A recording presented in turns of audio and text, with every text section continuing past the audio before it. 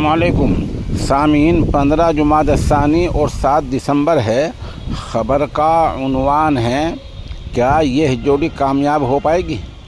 इनमें से एक आलमी सतह के रहनुमा हैं जनाब असदुद्दीन ओवैसी साहब, जो मजलिस इत्तेहादुल मुस्लिमीन के सदर हैं और मेंबर पार्लियामेंट हैं और मिली रहनुमा हैं।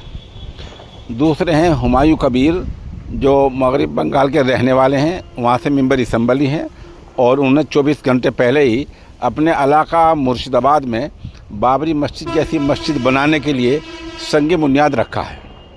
दरअसल हुमायूं कबीर ने आज ये ऐलान किया है कि वो अगले चुनाव में मगरिब बंगाल में चुनाव होंगे, वो मजलिस इत्तेहादुल मुस्लिमीन से बात कर रहे हैं, उनसे इत्तेहाद करेंगे। इस इत्तेहाद की बुनियाद पर जो दलित हैं, पसमानदा तबक़ात हैं और मुस्लिम समाज के लोग हैं, उनसे वोटों की अपील करेंगे।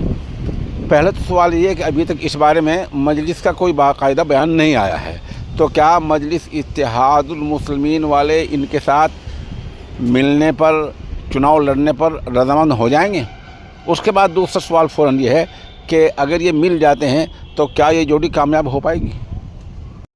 सामीन, ये माजून उन लोगों के लिए बहुत ज़्यादा कामयाब और फ़ायदेमंद हैं जिनके अंदर उम्र के साथ साथ कमज़ोरी पैदा हो जाया करती है।